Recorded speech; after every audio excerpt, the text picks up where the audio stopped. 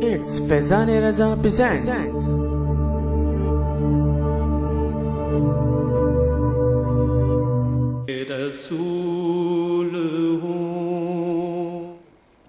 اعوذ باللہ من الشیطان الرجیم بسم اللہ الرحمن الرحیم۔ خواتین و حضرات، السلام علیکم ورحمۃ اللہ وبرکاتہ و مغفرتہ۔ پروگرام احکام شریعت اور نماز کے واجبات اور سجدہ سہو سے متعلقہ مسائل کے ساتھ ایک دفعہ پھر آپ کی خدمت میں حاضری کا شرف حاصل ہے۔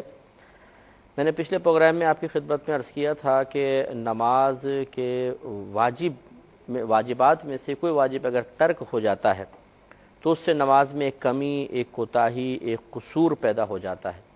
اس کمی کوتاہی کے تدارک کے لیے کبھی تو شریعت ہمیں کہتی ہے کہ نماز کو دوبارہ پڑھیں، اس کے علاوہ اور کوئی چارہ نہیں، اور کبھی ایسا ہوتا ہے کہ آخر میں 2 سجدے کرنے کا حکم دیتی ہے کہ اگر ان 2 سجدوں کو کر لیا جائے تو پھر وہ کمی کوتاہی ختم ہو جاتی ہے اور نماز دوبارہ کامل ہو جاتی ہے۔ لیکن اس میں ضروری سجدے کے معاملے میں ضروری ہوتا ہے کہ جو واجب ترک ہوا ہو وہ بھولے سے ہوا ہو۔ اسی وجہ سے ان آخر کے 2 سجدوں کو سجدہ سہو کہتے ہیں، کیونکہ عربی میں سہو کا مطلب ہے بھول جانا۔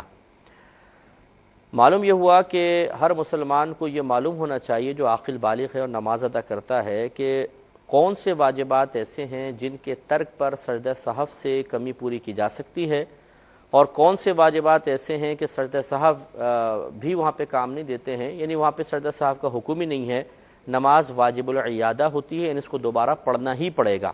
وہ انشاءاللہ میں تفصیل آپ کی خدمت میں عرض کروں گا۔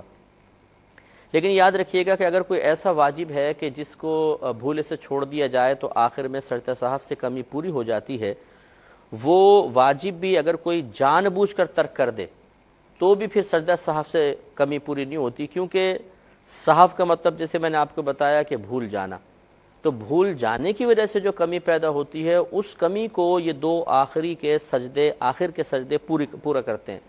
لیکن اگر کسی نے جان بوجھ کے واجب ترک کر دیا تو پھر سہو تو ہوا ہی نہیں، جب سہو نہیں ہوا تو سجود سہو اس کمی کو پورا بھی نہیں کر سکیں گے۔ اسی طریقے سے اگر کوئی اسی قسم کا واجب ترک کر دیتا ہے اور آخر میں سجدہ سہو کرنا ہی بھول گیا تو وہ نماز بھی واجب العیادہ ہو جاتی ہے، اس نماز کو دوبارہ پڑھنا ہوتا ہے۔ یہ بھی آپ کو بتایا تھا کہ سجدہ سہو کا طریقہ یہ ہوتا ہے کہ جب آپ آخر میں نماز مکمل کرنے کے بعد التحیات کے لیے بیٹھیں، جس کو قاعدہ اخیرہ کہتے ہیں، تو مکمل التحیات پڑھنے کے بعد صرف سیدھی جانب سلام پھیریں، اس کے بعد 2 لگاتار سجدے کریں، پھر بیٹھ جائیں، التحیات پڑھیں، درود شریف پڑھیں، دعا پڑھیں اور سلام پھیر کر نماز کو مکمل کر لیں۔ یہ سنت کے مطابق طریقہ ہے۔ اگر کسی نے بغیر سلام پھیرے سجدہ سہو کر لیے تو یہ بھی صحیح ہے، لیکن خلاف سنت ہے، اس کو مکروہ تنزیہی لکھا گیا ہے۔ مکروہ تنزیہی کا مطلب یہ ہوتا ہے کہ ایسا کام یا ایسا فعل جس کو شریعت نے ناپسند تو کیا ہو لیکن اس حد تک ناپسند نہ کیا ہو کہ اس کے کرنے والے کو شریعت گناہگار کہے۔ گویا کہ اگر بغیر سلام پھیرے 2 سجدے کر لیے تو گناہگار تو نہیں ہوں گے، لیکن اس طریقے کو شریعت نے ناپسند کیا ہے۔ یوں ہی یاد رکھیں اگر دونوں جانب سلام پھیرنے کے بعد کسی نے سجدہ سہو کیے تب بھی سجدہ سہو ہو جائے گا، اور یہ بھی خلاف سنت ہے۔ یہ بھی یاد رکھیں کہ بالفرض اگر کسی نے سجدہ سہو کرنا تھا لیکن اسے یاد ہی نہیں رہا، اس نے دونوں سلام پھیر کے نماز مکمل کر لی اور پھر اچانک اس کو یاد آیا کہ اوہو مجھ پہ تو سجدہ سہو باقی تھا، تو کیا کرے؟ اس میں دیکھا یہ جائے گا کہ اگر کہ نماز ختم کرنے کے بعد کیا کوئی ایسا کام سرزد ہوا ہے، ایسا کوئی فعل سرزد ہوا ہے کہ جو نماز کے بالکل خلاف ہو۔ مثال کے طور پر آپ کوئی دنیاوی گفتگو کر لینا، اٹھ کے چل پڑنا، کھا لینا، پی لینا، اگر اس قسم کا کوئی کام کر چکے ہیں سلام کے بعد تو پھر گویا کہ اب سجدہ سہو اس نماز کے اندر نہیں کر سکتے ہیں، اب یہ نماز واجب العیادہ ہی ہوگی۔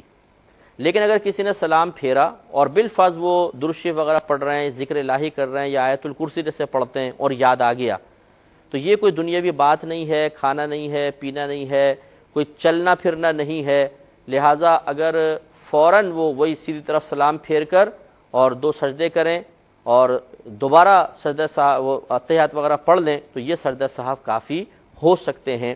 لہٰذا اگر کوئی خدا نہ خواستہ دونوں طرف سلام پھیر کر نماز سے بالکل لیا فارغ ہو گیا اور سجدہ صاحب اس کو یاد نہ رہا تو پھر پہلے وہ غور کر لے کہ کیا نماز کے منافی یا نماز کے خلاف کوئی فعل تو سرزد نہیں ہوا.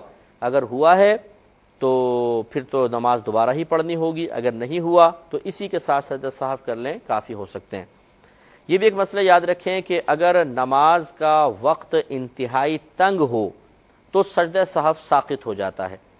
مثال کے طور پہ کوئی فجر کے آخری ٹائم میں اٹھا ہے، 3-4 منٹ باقی ہیں، جلدی سے وضو کیا، نماز پڑھنا شروع کی اور اس میں کوئی واجب ترک ہو گیا.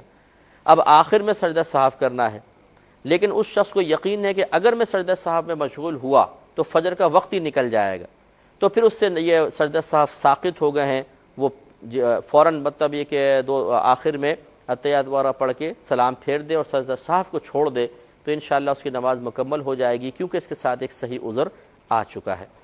آج کے پہلے سائل منتظر ہیں، پہلے کال لیتے ہیں، پھر انشاءاللہ مسائل کی طرف بھی آئیں گے. السلام علیکم. السلام علیکم. السلام علیکم قبلہ. وعلیکم السلام. رؤف عرض کر رہا ہوں. جی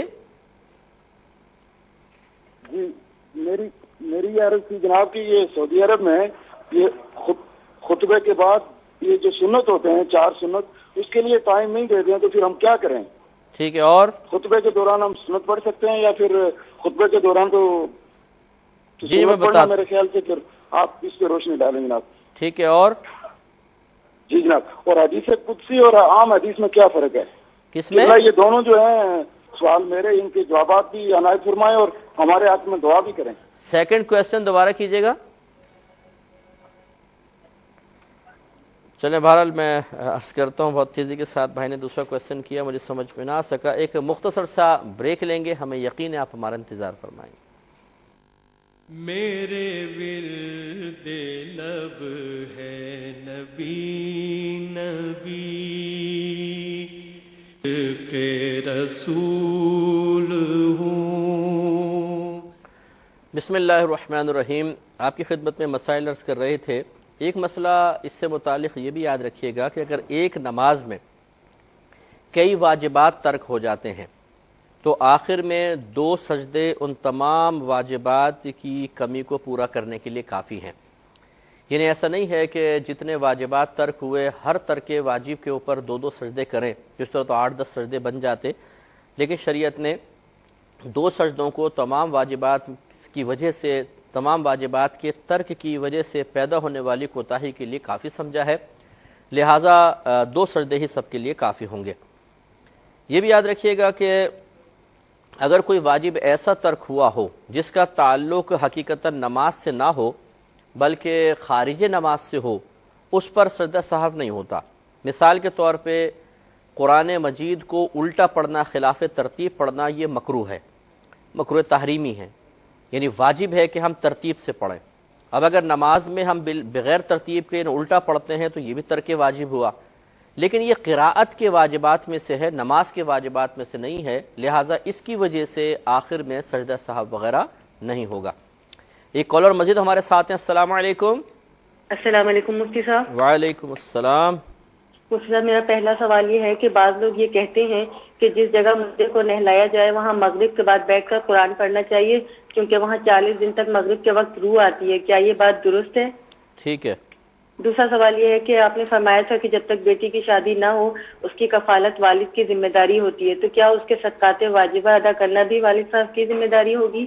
ٹھیک ہے. اور تیسرا سوال یہ ہے کہ کسی نے کسی کو حضرت آدم علیہ السلام کا جنت سے دنیا میں تشریف لانے کا واقعہ بیان کیا، تو اس شخص نے کمنٹ کے طور پہ ایک شعر کا یہ مصرع جو ہے پڑھا مذاق کے طور پہ کہ بڑے بیابرو ہو کر تیرے کوچے سے ہم نکلے. اس کے ایمان کا کیا حکم ہوگا اس شخص کے کہنے والے کے ایمان کا؟ ٹھیک ہے. چوتھا سوال یہ ہے کہ حرم شریف میں بے پردگی کے سبب حالت احرام کے بغیر اگر نقاب لگا کر نماز پڑھی جائے تو کیا نماز ہو جائے گی؟ حالت احرام میں نہیں، حالت احرام کے بغیر. اچھا ٹھیک ہے. جی بس شکریہ. السلام علیکم. میں انشاءاللہ وعلیکم السلام عرض کرتا ہوں انشاءاللہ. تو ایک مسئلہ جیسے ابھی آپ کی خدمت میں عرض کیا کہ نماز کے واجبات میں سے کوئی واجب ترک ہوگا تو سجدہ صاحب ہے. اگر ایک ایسا واجب نماز میں ترک ہوا جس کا تعلق حقیقتاً نماز سے نہیں بلکہ باہر خارجی کسی چیز سے ہے تو اس پہ سجدہ سہو نہیں ہوتا. جیسے کہ ترتیب سے قرآن پڑھنا نماز میں واجب ہے، لیکن یہ نماز کے واجبات میں سے نہیں ہے بلکہ قراءت کے واجبات میں سے ہے. چنانچہ اگر ہم نماز نہ بھی پڑھ رہے ہوتے تب بھی ترتیب کے ساتھ قرآن پڑھنا ضروری ہوتا ہے. بچوں کی تعلیم جیسے ہوتی ہے 30واں سپارہ الٹا لے کر پڑھاتے ہیں، وہ تعلیم قرآن کے اعتبار سے بچوں کی سہولت کے لیے اس طرح پڑھنے کو جائز قرار دیا گیا ہے. لیکن جیسے ہم تلاوت قرآن عظیم کرتے ہیں تو جس ترتیب سے قرآن پاک اس وقت جمع ہے اسی ترتیب سے ہمیں قرآن کو پڑھنا چاہیے. لہذا چونکہ یہ قرأت کے واجبات میں سے ہے لہذا اس پر آخر میں سجدہ سہو وغیرہ نہیں ہوگا.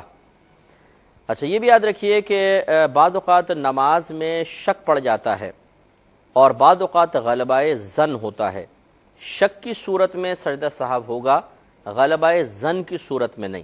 مطلب کیا ہے کہ مثال کے طور پہ ایک آدمی نماز پڑھ رہا ہے، اب اس کو شک پڑا کہ میں تیسری رکعت پڑھ رہا ہوں یا چوتھی رکعت.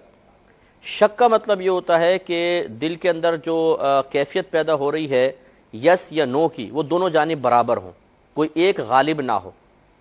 پتہ نہیں تیسری ہے پتہ نہیں چوتھی، دل جم نہیں رہا، یہ ہے شک. تو اس میں پھر یہ ہوتا ہے کہ کم والی کو اختیار کر کے آخر میں سجدہ سہو کریں گے.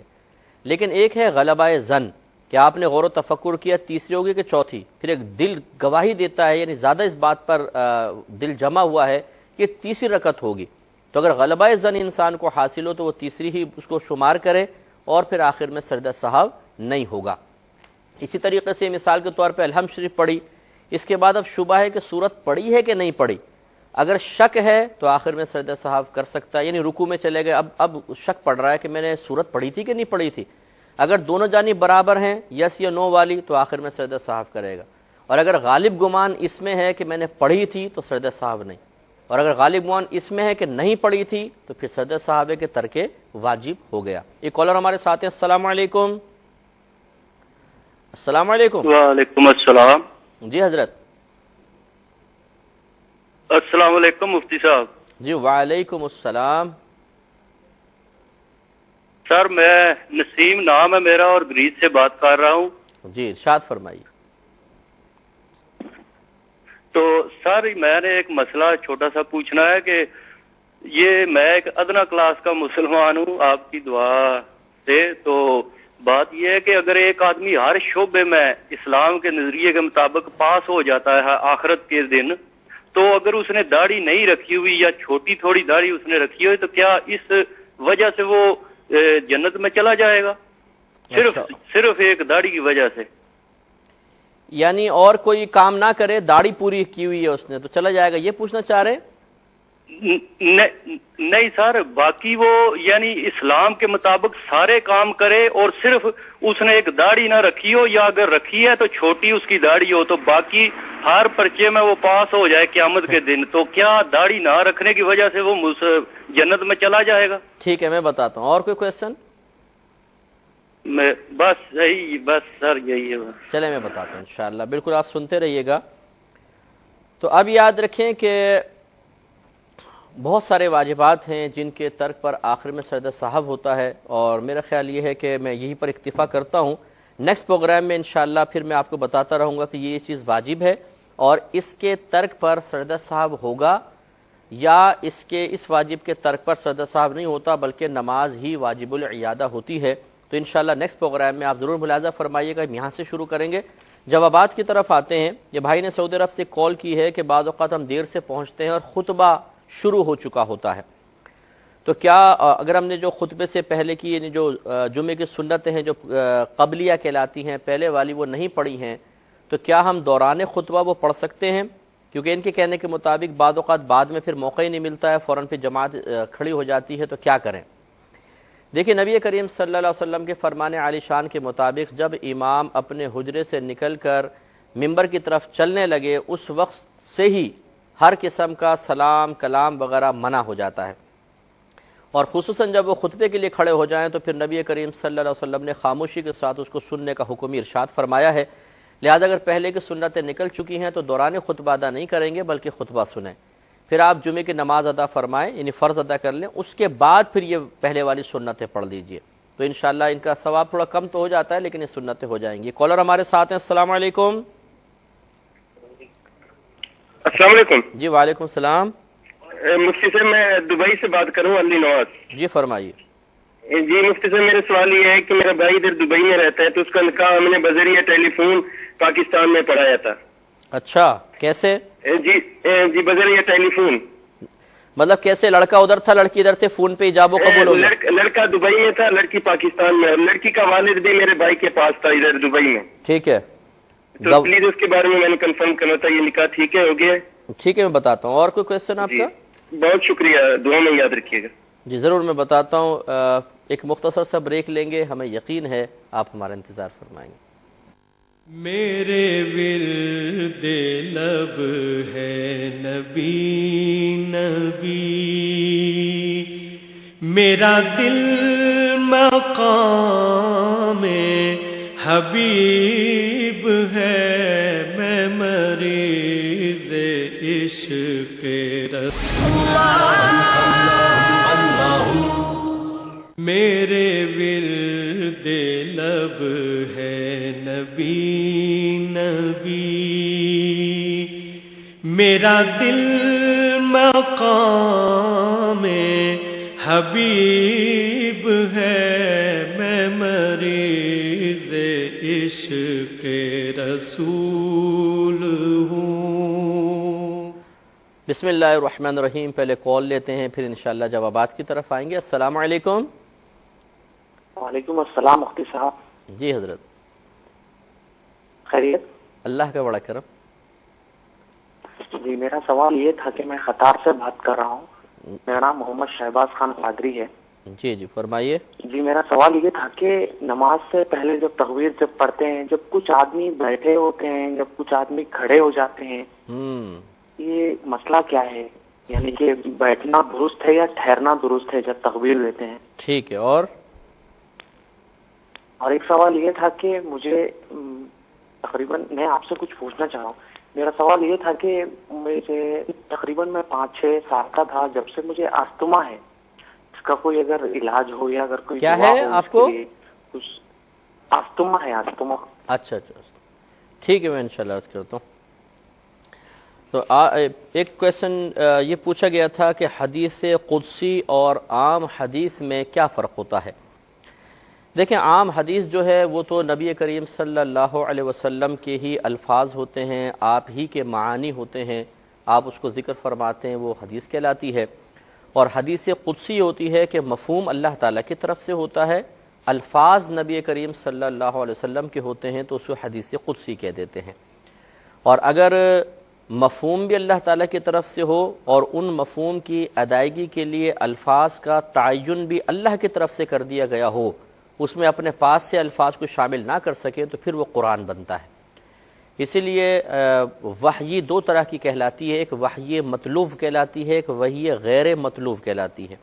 مطلوب اس چیز کو کہتے ہیں جس کی تلاوت کی جائے, تو وحی مطلوب قرآن کہلاتا ہے, وحی غیر مطلوب حدیث مبارکہ کہلاتی ہے. اس کا مطلب یہ ہے کہ دونوں چیزیں اللہ تبارک و تعالیٰ کی طرف سے ہی نبی کریم صلی اللہ علیہ وسلم کی طرف آئی ہیں. ایک بذریعہ فرشتہ آتی ہے اور ایک الہام وغیرہ کے ذریعے نبی کریم صلی اللہ علیہ وسلم تک اللہ کا پیغام پہنچتا ہے. تو جس میں مفہوم اللہ تعالیٰ کی طرف سے ہی ہوتا ہے اور الفاظ بھی اللہ کی طرف سے مخصوص ہوتے ہیں, اس میں نبی کریم صلی اللہ علیہ وسلم اپنی مرضی سے کوئی لفظ شامل نہیں کر سکتے ہیں. اپنے پاس سے جس طرح اللہ نے تعبیر کرنے کا گویا کہ حکم دیا انہی الفاظ کے ساتھ اس کو تعبیر فرمائیں گے, وہ قرآن ہوتا ہے. اور جہاں پر مفہوم اللہ تعالیٰ کی طرف سے ہو, الفاظ کے انتخاب کے سلسلے میں نبی کریم صلی اللہ علیہ وسلم کو اجازت دے دی گئی ہو, تو اس کو حدیث قدسی کہتے ہیں. اور جہاں پر الفاظ بھی نبی کریم کے ہیں اور مفہوم بھی آپ اپنے پاس سے جو اس کا بیان کرنا چاہتے ہیں بیان فرمائیں, تو اسے پھر عام حدیث جس کو آپ کہہ رہے ہیں وہ حدیث کہلاتی ہے. بہن فرماتی ہیں کہ کیا یہ صحیح ہے کہ جہاں مردے کو نہلایا گیا ہو وہاں مغرب کے وقت قرآن پاک غالباً 40 دن تک انہوں نے فرمایا کہ بیٹھ کر پڑھیں کیونکہ وہاں مردے کی روح آتی ہے, کیا یہ صحیح ہے؟ نہیں, ایسی کوئی بات نہیں ہے, یہ لوگوں نے اپنے پاس سے بنائی ہوئی ہے. تو یہ ضرور ہے کہ شروع کے ایام میں چونکہ روح انسان ایک اجنبی مقام پر پہنچتا ہے تو روح بے چینی محسوس کرتی ہے, اور بعض روایات میں ایسا آیا بھی ہے کہ روح گھر پر آتی ہے اور دعائے مغفرت کا اور ایصال ثواب کا تقاضا کرتی ہے، تو شروع کے ایام میں اس کے لیے زیادہ آپ ایصال ثواب کا اہتمام کریں، دعاؤں کا اہتمام کریں تو اس کو زیادہ سکون ملتا ہے۔ پھر آہستہ آہستہ روح اس ماحول کی عادی ہو جاتی ہے تو پھر اتنی تشویش نہیں ہوتی ہے۔ لہٰذا یہ تو ضرور احادیث سے مضمون ثابت ہے، لیکن یہ غلط ہے کہ جہاں جی نلایا ہے وہاں 40 دن تک بیٹھ کے آپ قرآن پڑھیں گے کیونکہ وہاں روح آتی ہے، یہ اپنے پاس سے بنائی گئی بات ہے۔ میں نے فرمایا کہ ہم نے یہ مسئلہ بیان کیا تھا کہ جب تک بچی کی شادی نہیں ہو جاتی اور اس کے کوئی اور ذرائع آمدنی بھی نہ ہوں، اس کے پاس اپنا مال بھی نہ ہو، تو اس کا نفقہ والد کے اوپر واجب ہوتا ہے۔ اس لیے یہ قیودات ذہن میں رکھیں، اگر لڑکی بچی ہے اس کے پاس اپنا مال ہے تو باپ پہ نفقہ واجب نہیں، وہ خود اپنے اوپر خرچ کرے گی۔ ہاں باپ احساناً اس کو دیتا رہے تو ایک الگ مسئلہ ہے، کوئی یہ بھی نہیں ہے کہ باپ کا دینا ہی گناہ ہے۔ اسی طرح اگر بچی جاب کرتی ہے یا گھر پہ کوئی ایسا کام کر لیتی ہے جس سے وہ کما لے تو بھی باپ پر نہ نفقہ واجب نہیں ہوتا، لیکن اگر یہ دونوں صورتیں نہ ہوں تو بچی کا نفقہ والد صاحب پر لازم ہے۔ اب بہن نے کویشچن یہ کیا ہے کہ اگر کوئی لڑکی مثلا کماتی نہیں ہے، اب اس کی شادی بھی نہیں ہوئی، تو کیا اس کے صدقات واجبہ بھی والد کے اوپر لازم ہیں؟ اس کو سمجھ لیجئے پہلے سوال کو کہ صدقے کا مطلب ہوتا ہے اللہ تعالیٰ کی رضا کے لیے کوئی چیز خرچ کرنا۔ اس کی دو قسمیں ہوتی ہیں، اگر تو یہ خرچ کرنا اللہ تعالیٰ کی طرف سے فرض یا واجب کر دیا گیا ہو تو انہیں صدقات واجبہ سے تعبیر کرتے ہیں، جیسے کہ زکوٰۃ ہے، قربانی ہے، صدقہ فطر وغیرہ ہے۔ اور اگر اللہ تعالیٰ کی طرف سے اس کو لازم و ضروری نہیں ٹھہرایا گیا ہے، ہم اپنے پاس سے کچھ اللہ کی رضا کے لیے خرچ کرتے ہیں، انہیں کہتے ہیں صدقات نافلہ۔ ان کے کہنے کا مطلب یہ ہے اگر بچی کے پاس مثال کے طور پہ بہت سارا سونا ہے، کماتی وغیرہ نہیں ہے، تو کیا اس کے سونے کی زکوٰۃ والد صاحب پہ لازم ہے یا بچی خود نکالے گی؟ تو میرے خیال میں میری شروع کی تمہید سے ہی آپ یہ بات سمجھ گئے ہوں گے کہ جب بچی خود مالدار ہے تو پھر لازم سی بات ہے کہ صدقات واجبہ اسی پہ لازم ہوں گے۔ اور یہ بات اچھی طرح یاد رکھیں کہ جو اللہ تبارک و تعالیٰ نے مال کی زکوٰۃ وغیرہ لازم کی ہے، اس میں کئی مقاصد ہیں، اس کے پیچھے کئی حکمت کار فرما ہیں۔ ایک اس میں بڑی حکمت یہ پوشیدہ ہے کہ اس میں غریبوں کا فائدہ ہے کہ غریب کو آپ دیں گے اس کو فائدہ پہنچے گا۔ دوسرا یہ کہ اللہ تبارک و تعالیٰ مال کی محبت کو دل سے دور فرمانا چاہتا ہے کہ مال کی محبت نہ ہو۔ تیسرا بخل سے بچانا چاہتا ہے۔ اب آپ خود غور کریں، اگر میں اپنے پاس مال رکھوں اور دوسرے سے کہوں کہ میری زکاتیں ادا کرتے رہیں تو اس سے غریب کا فائدہ تو ہوگا، لیکن جو مال کی محبت کی کمی تھی، اللہ تبارک و تعالیٰ کی محبت کی ایک دلیل فراہم کرنا کہ اپنی محبوب شے اس کی رضا کے لیے اپنے پاس سے جدا کرنا اور بخل کی لعنت کو اپنے قلب سے دور رکھنے کی کوشش کرنا، کیا وہ چیز اس میں پوری ہوگی؟ لازم بات ہے کہ نہیں۔ تو اس سے ہماری بہنیں بھی درس حاصل کریں جو کہتی ہیں کہ جی ہم کون سا کماتے ہیں، 50 تولہ سونا پڑا ہوا ہے، کہتی ہیں ہم کہاں کماتے ہیں، تو جی وہ قربانی کا بکرا ایک ہی ہے گھر کے اندر، شوہر نامدار وہی زکوٰۃ ادا کرے گا، ہم کون سا کماتی ہیں؟ تو بہن اتنا جو مال متاع آپ کے پاس پڑا ہوا ہے یہ کس لیے پڑا ہوا ہے؟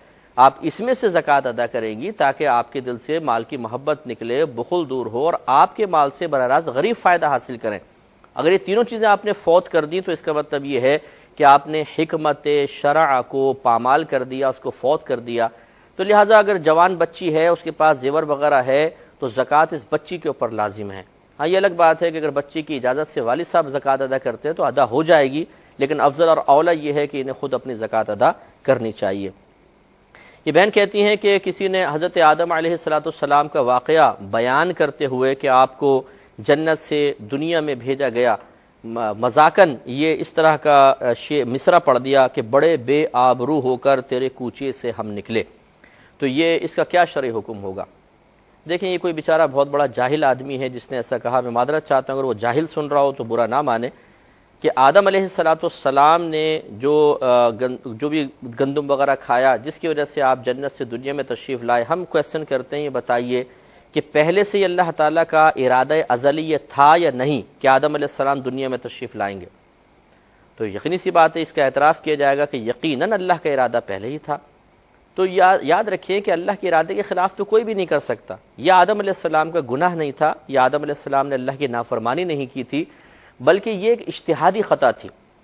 آدم علیہ السلام نے یہ سوچا کہ اللہ تعالیٰ نے اس درخت کا پھل کھانے سے مجھے منع فرمایا ہے صرف مشورتاً، حکماً نہیں ہے، اور شیطان نے قسم کھا کر کہا تھا کہ اگر آپ اس کا درخت کا پھل کھا لیں گے تو ہمیشہ ہمیشہ جنت میں رہیں گے، اور میں آپ کا خیر خواہ ہوں، قرآن اٹھا کے پڑھیں، قرآن میں موجود ہے۔ تو اس وجہ سے آدم علیہ السلام نے یہ سوچتے ہوئے کہ یہ اللہ کا حکم نہیں ہے، صرف مشورہ ہے، مشورہ قبول کرنا بہتر ہوتا ہے، نہ کریں تو کوئی گناہ نہیں ہے، جیسے کہ نبی کریم صلی اللہ علیہ وسلم نے غزوہ احد کے سلسلے میں صحابہ کرام سے مشاورت کی۔ خود نبی کریم صلی اللہ علیہ وسلم کا ذہن مبارکہ یہی تھا، اور آپ کی رائے یہ تھی کہ ہم مدینے میں رہ کر مقابلہ کریں، لیکن جو بعض ایسے صحابہ جو جوان تھے اور غزوہ بدر میں شریک نہ ہو سکے تھے، وہ چاہ رہے تھے کہ ہم باہر نکل کر اپنی جرأت اور بہادری کا مظاہرہ کریں، ان کا اصرار یہ ہوا کہ نہیں ہم باہر نکل کر مقابلہ کریں۔ تو نبی کریم صلی اللہ علیہ وسلم نے پھر ان کا کہنا مانتے ہوئے احد کے مقام تک پہنچ کر مقابلہ فرمایا۔ تو اب دیکھیے کہ بظاہر وہ نبی کریم صلی اللہ علیہ وسلم کے ایک فرمان کو کہ سرکار فرما رہے ہیں مدینے میں رہ کے مقابلہ کرنا چاہیے، وہ اس کے اگینسٹ یعنی مخالف بظاہر اپنی رائے کو ظاہر کر رہے ہیں، لیکن اس وجہ سے کہ انہیں پتہ ہے کہ سرکار یہ ایک ہم سے رائے طلب کر رہے ہیں، ایک مشورہ دے رہے ہیں، اور مشورے کا خلاف کرنا کوئی گناہ نہیں ہوتا۔ لہٰذا آدم علیہ السلام اگر جنت سے دنیا میں تشریف لائے تو یہ اللہ تبارک و تعالیٰ کے ارادہ ازلی کی تکمیل کی خاطر آئے، اور آپ کا دنیا میں تشریف لانا ایک اجتہادی خطا کی وجہ سے تھا، اور اجتہادی خطا پر کوئی گرفت نہیں ہوتی، وہ گناہ نہیں ہوتا۔ ہاں آدم علیہ السلام جو اس پر روئے ہیں، افسوس کا اظہار کیا ہے، اور قرآن نے اس کو توبہ سے تعبیر کیا ہے، وہ ایسے ہی ہے جیسے ہمارے نبی کریم صلی اللہ علیہ وسلم ارشاد فرماتے ہیں کہ اے لوگو اللہ کی بارگاہ میں توبہ کرو، کیونکہ میں بھی دن میں 100 مرتبہ اللہ کی بارگاہ میں توبہ کرتا ہوں۔ اب بتائیے نبی کریم صلی اللہ علیہ وسلم تو معصوم عن الخطا ہیں، آپ سے کون سا ایسا گناہ ہو رہا ہے کہ آپ 100 مرتبہ توبہ فرما رہے ہیں؟ تو علماء نے بیان فرمایا کہ اصل میں جواز امت کے لیے، تعلیم امت کے لیے بعض اوقات نبی کریم صلی اللہ علیہ وسلم ایک افضل کام کو چھوڑ کر مفضول کی طرف آتے تھے، جسے ترک مسواک کر دی کہ اگر میں لگاتار کروں گا تو ایسا نہ ہو میری امت پر واجب ہو جائے۔ تو یہ جو افضلیت کا ترک تھا، جو تعلیم امت کے لیے تھا، عذرائے شفقت تھا، اس پہ سرکار استغفار فرمایا کرتے تھے، جو کسی گناہ پر نہیں ہے۔ اسی طرح امام حضرت آدم علیہ السلام کا واقعہ، تو اب اس کے اوپر معاذ اللہ یہ کہنا کہ بڑے بے آبرو ہو کر تیرے کوچے سے ہم نکلے، کیا معاذ اللہ ثم معاذ اللہ آدم علیہ السلام کی عزت اور آبرو اللہ کی بارگاہ میں نہیں رہی تھی، ان کی وجاہت ختم ہو گئی تھی؟ تو ہم گزارش کریں گے کہ اس قسم کے جملے اور اس قسم کے اشعار، اس قسم کا مذاق کم از کم اللہ تبارک و تعالیٰ کے محبوب بندوں کے لیے ہرگز نہ کیا جائے، ورنہ ایک لمحے میں دامن ایمان سے انسان خالی ہو جائے گا، اللہ تعالیٰ لباس ایمان کو اتار دے گا۔ اس لیے ہم گزارش کرتے ہیں کہ جس بھائی نے ایسا کہا وہ تجدید ایمان کریں، اگر وہ شادی شدہ ہیں تو تجدید نکاح بھی کریں۔ اسی طرح جتنے لوگ اس کو سن رہے تھے اور ان کے اس مصرے پر وہ ہنسے، مسکرائے یا خاموشی کے ساتھ بیٹھے رہے، تو ان کو بھی چاہیے کہ احتیاطاً وہ سب کے سب تجدید ایمان کریں، تجدید نکاح کریں، اور ایسے شخص کے جو انبیاء علیہ السلام کے بارے میں اس قسم کے کمنٹس دیتا ہو اور انہیں مذاق کا نشانہ بناتا ہو، وہ یقیناً وعظ و نصیحت کے قابل نہیں ہیں، ان کو بیان کے لیے کھڑا نہ کیا جائے، یہی بہتر ہے، ان کے حق میں بہتر ہے، سننے والوں کے حق میں بہتر ہے۔ ایک مزید کویشچن یہ کیا گیا کہ اگر کوئی شخص بہن ہے، کوئی حرم شریف میں ہے، حالت احرام میں نہیں ہے، تو کیا وہ پردے کی غرض سے نماز پڑھنے سے پہلے نقاب وغیرہ کر سکتی ہیں؟ دیکھیں مسئلہ یہ ہے کہ نقاب میں نماز پڑھنا مکروہ لکھا ہے، اس لیے وہاں پر چونکہ عورتوں کا الگ ایک سیکشن ہے، وہاں پر جا کے بہنیں آرام سے نماز پڑھ سکتی ہیں، تو اسی پورشن میں جا کے نماز پڑھیں اور چہرہ کھول کر ہی نماز پڑھیں۔ اگر باپردہ بہن بھی ہیں تو یعنی جیسے نقاب کر کے رکھتی ہیں، تو آپ ایسی جگہ جا کے نماز پڑھیں جہاں اطراف میں تمام عورتیں ہوں، ایسی جگہ وہاں پہ یقیناً ہیں، لیکن نقاب کر کے اگر نماز پڑھیں گی تو یہ مکروہ ہوگی، اور اس کو بعض نے تو مکروہ تحریمی لکھا ہے، اس لیے مناسب نہیں ہے کہ اس طریقے سے نماز ادا کی جائے۔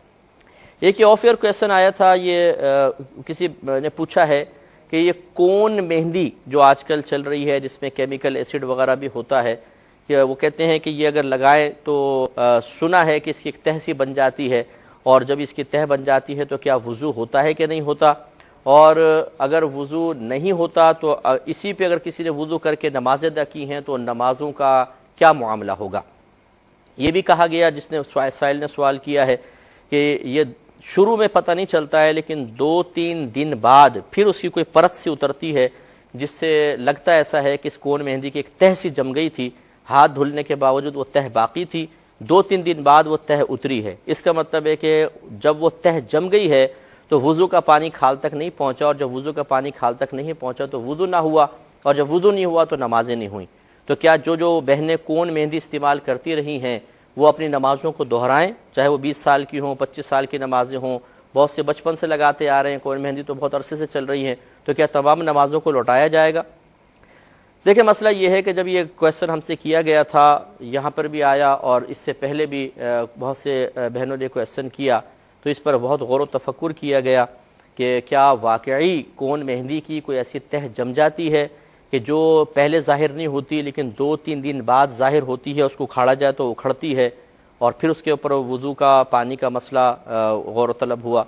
تو جب ہم نے اچھی طریقے سے معلومات کی ہے، بہت سی بہنیں جو مسلسل کون مہندی لگاتی ہیں ان سے معلومات کی، کچھ بیوٹیشنز تھے ان سے معلومات کی، کچھ اسکن اسپیشلسٹ تھے ان سے گفتگو کی، کچھ یہ کون مہندی سیل کرنے والے لوگ تھے ان سے مشاورت کی، تو نتیجہ یہ نکلا کہ اصل میں اس کون مہندی کی تہ نہیں جمتی ہے، بلکہ اس کون مہندی کے اندر جو کیمیکل ہے یا ایسڈ ہے وہ کھال کو برن کر دیتا ہے، تھوڑا سا جلا دیتا ہے، اور وہ کھال جب 2-3 دن بعد جب مہندی کا وہ ایسڈ اچھی طرح کھال کے اندر اثر انداز ہو جاتا ہے تو حقیقتاً وہ کھال اترتی ہے، جو ابھر جاتی ہے پھر وہ کھال اترتی ہے۔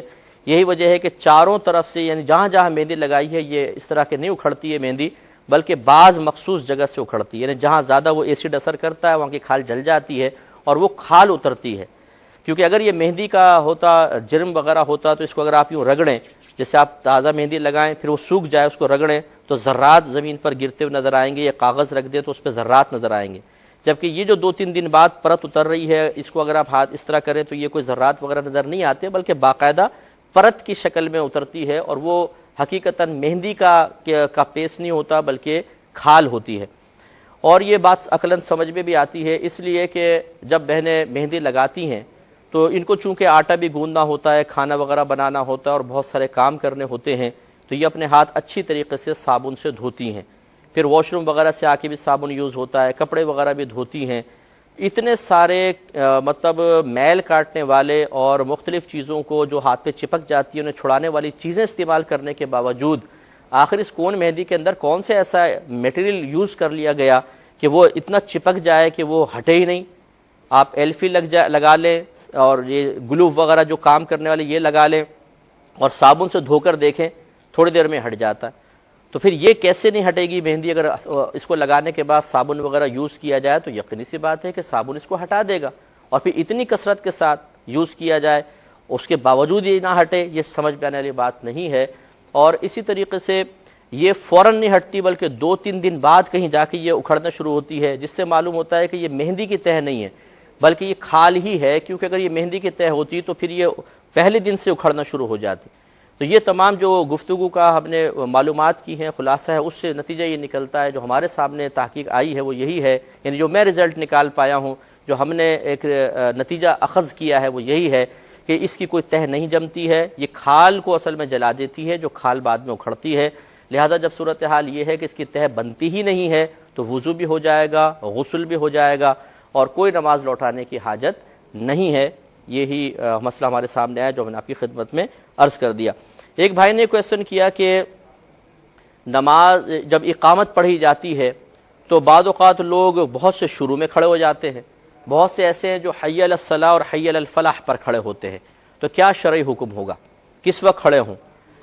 دیکھیں مسئلہ یہ ہے کہ آپ فتاوی عالمگیری اٹھا کر دیکھ لیں، اس میں مختلف کھڑے ہونے کی صورتیں ذکر کی گئی ہیں اور اس کا حکم بیان کیا گیا ہے۔ پہلا یہ ہے کہ اگر امام صاحب کا حجرہ مثال کے طور پہ فرنٹ سائڈ پر اور نمازی مسجد میں بیٹھے ہوئے ہیں اور امام اس وقت موجود نہیں جب اقامت شروع ہوئی، تو اگر امام صاحب سامنے کی طرف سے آئیں تو چاہے شروع ہو چاہے درمیان چاہے آخر، جیسے ہی امام پہ نظر پڑے سب کے سب کھڑے ہو جائیں، یہ ایک پہلا مسئلہ۔ دوسرا یہ کہ اگر امام صاحب پیچھے کی طرف سے آئیں، اقامت سٹارٹ ہے پیچھے کی طرف سے آئیں، تو حکم شرع یہ ہے کہ جس جس صف سے گزرتے جائیں گے وہ صف کھڑی ہوتی جائے گی، چاہے شروع چل رہا ہو چاہے آخر چل رہا ہو۔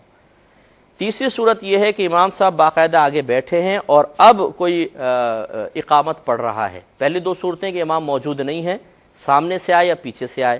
اب ہے کہ امام صاحب موجود ہیں تو امام اعظم ابو حنیفہ رضی اللہ تعالی عنہ کے نزدیک حی علی الصلاۃ پر اور ایک روایت کے مطابق حی علی الفلاح پر کھڑا ہونا ہی سنت کریمہ ہے، کیونکہ امام صاحب بیٹھے ہوئے ہیں، یہ شخص اقامت پڑھ رہا ہے، اور اقامت اصل میں یہ بلانا ہے نماز کی طرف، جیسے اذان اعلان ہے، اقامت بلانا ہے کہ بھئی آ جاؤ جماعت کھڑی ہو گئی ہے، تو دعوت جب دی جاتی ہے، بلایا جاتا ہے، اسی وقت کھڑا ہونا افضل اور اولا ہے۔ تو حی علی الصلاح اور حی علی الفلاح، حی علی الصلاح آؤ نماز کی طرف، حی علی الفلاح آؤ بھلائی کی طرف، تو عقلاً بھی یہ صحیح محسوس ہوتا ہے کہ حی علی الصلاح حی علی الفلاح پہ کھڑے ہوں۔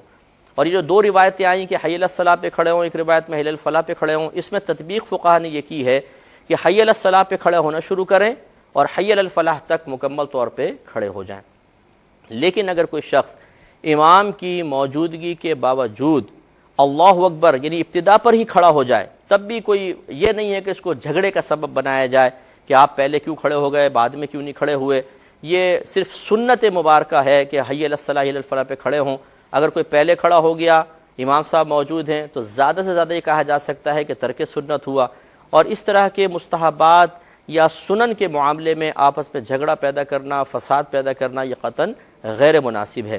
وہاں یہ ضرور ایک بات مسئلہ اصول یاد رکھیے گا کہ اگر بالفرض آپ کسی ایسے مقام پر ہیں جہاں پر ایک جماعت ایک عمل کو اختیار کر رہی ہے، تو پھر جماعت کی موافقت اختیار کرنا افضل اور اولا ہے، اس کی مخالفت کرنا مناسب نہیں ہے۔ مثال کے طور پہ آپ کسی ایسے مقام پر ہیں جہاں سب کے سب حی علی الصلاح حی علی الفلاح پر کھڑے ہوتے ہیں، اس میں اگر آپ پہلے کھڑے ہو جائیں گے تو اکیلے کھڑے نظر آئیں گے، پوری جماعت بیٹھی ہوئی ہے، یہ جماعت کی مخالفت والا معاملہ ہے، اس سے چونکہ فتنہ اور انتشار پیدا ہوتا ہے تو یہ مناسب نہیں ہے۔ اسی طرح اگر کوئی سب کے سب شروع میں کھڑے ہو گئے، اب ایک آدمی بیٹھا ہوا ہے نہیں جی میں تو حی علی الصلاح حی علی الفلاح پر ہی کھڑا ہوں گا، تو یہ پھر پوری جماعت کی مخالفت ہے، اس سے بھی فتنہ اور فساد پیدا ہو سکتا ہے۔ اس لیے ہمارا مشورہ یہ ہوگا کہ جب آپ کسی ایسی جگہ پر ہوں جہاں پوری جماعت ایک عمل کو اختیار کر رہی ہو، تو پھر مطلوب شرع یہی ہے کہ جماعت کی موافقت اختیار کی جائے، مخالفت اختیار نہ کی جائے۔ ایک اور پھر کویسچن یہ تھا کہ یہ بعض لوگ جب نیاز وغیرہ کسی کی دیتے ہیں تو تھوڑا بہت کھانا سامنے رکھتے ہیں، کیوں کھانا سامنے رکھتے ہیں اور اس کی کیا علت ہے، کیا وجہ ہے، کیا یہ کوئی شریعت سے اس کا ثبوت ہے، سنت سے کچھ چیز ثابت ہے؟ دیکھیں پہلے ایک بات سمجھ لیجئے کہ ایک فاتحہ کہلاتی ہے، ایک نیاز کہلاتی ہے۔ اگر آپ دنیا سے رخصت ہو جانے والے کسی شخص کے ایصال ثواب کے لیے کوئی کھانا وغیرہ کھلاتے ہیں، اہتمام کرتے ہیں، کوئی قرآن وغیرہ پڑھتے ہیں، تو اسے عام آدمی ہو تو اس کو فاتحہ سے تعبیر کر دیتے ہیں۔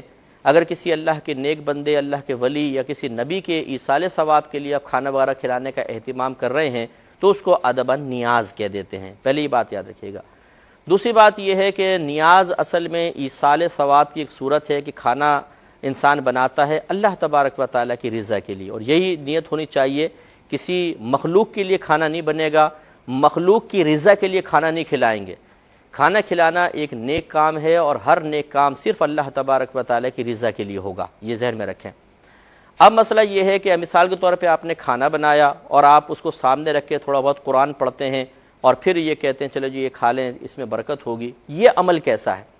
تو یہ عمل نبی کریم صلی اللہ علیہ وسلم کی سنت کے عین موافق ہے، اس میں کوئی حرج نہیں ہے۔